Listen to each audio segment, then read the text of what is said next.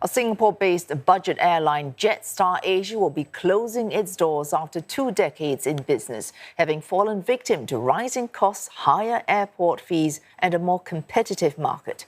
Australian parent company Qantas Airways says the airline will gradually reduce its schedule before turning off the engines for good at the end of July.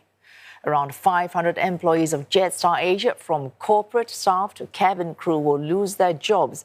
The airline's 13 Airbus A320 planes will be redeployed to Australia and New Zealand. Qantas says that will create more than 100 local jobs and free up around $326 million to renew its own fleet. Operations at Jetstar Airways and Japan-based Jetstar Japan will not be affected. Jetstar Asia operated 16 intra-Asia routes from Singapore's Changi Airport. Destinations included Jakarta, Bangkok, Manila and Colombo, as well as other popular tourist hotspots like Indonesia's Bali, Thailand's Phuket and Japan's Osaka. Those routes will be scrapped. Jetstar Asia was expected to make an underlying loss of $23 million this financial year before the decision to close was announced. It was facing stiff competition from regional rivals like Singapore Airlines Scoot, Malaysia-headquartered AirAsia and Vietnam's Vietjet Aviation. Jetstar Asia operated out of Singapore's Changi Airport and accounted for around 3% of the airport's passenger traffic last year. The airline says Changi Airport's recent fee hike, coupled with higher fuel prices, also took a toll. Analysts expect air ticket prices to go up in the next few weeks as affected passengers search for other options. Rashid Rohim with this report.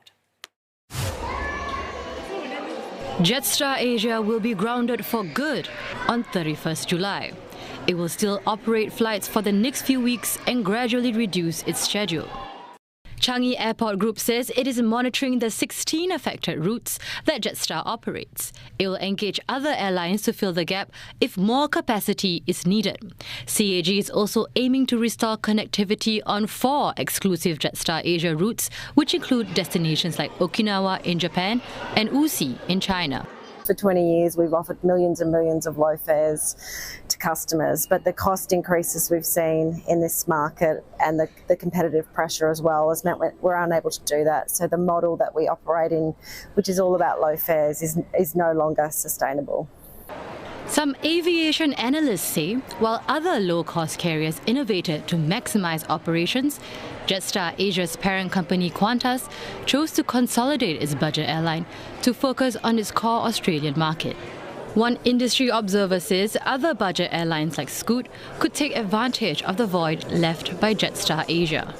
In terms of the airlines that will fill the gaps that Jetstar is vacating, I think an obvious candidate would be Scoot, given that they are a locally based LCC here in Singapore. They will have a natural advantage and also the ability to win over the Singaporean market much more easily. The National Trades Union Congress and the Singapore Manual and Mercantile Workers Union say they will help the retrenched employees find suitable roles within the aviation or aerospace sectors. In a social media post, Labour Chief Ng Chee Meng said NTUC and its Employment and Employability Institute will be at Changi Airport Terminal 1 next week to provide direct support. These include career coaching, skills upgrading and employability assistance. Affected Jetstar Asia customers will be contacted for a full cash refund or an alternative flight where possible.